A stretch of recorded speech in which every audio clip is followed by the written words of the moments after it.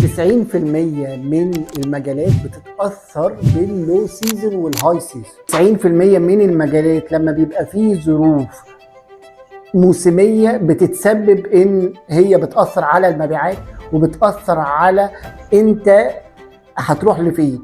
وعشان كده محتاج دايما ان انت تحافظ على العملاء اللي جولك على مدار السنين، وده مش هيحصل غير لو انت عندك برودكت فانل. العميل بيتحرك من منتج لمنتج ومن خدمة لخدمة، وطول الوقت انت بتحاول تسوق له وتبيع له الخدمات اللي انت قاعد بتنتجها، وتبقى فاهم ان المنتجات والخدمات اللي انت بتقدمها موجودة فين في البرودكت فاند.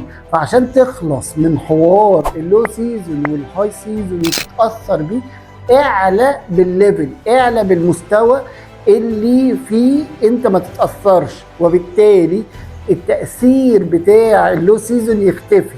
ازاي تقدر تعمل ده؟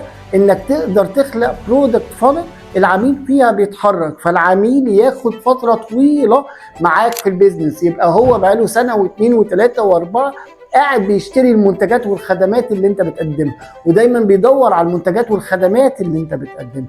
هو ده حل اللو سيزون، وهو ده حل اللو سيزون اللي احنا داخلين فيه في الاوقات دي دلوقتي. فعشان تتفادى ده اعمل البرودكت فانل من بدري.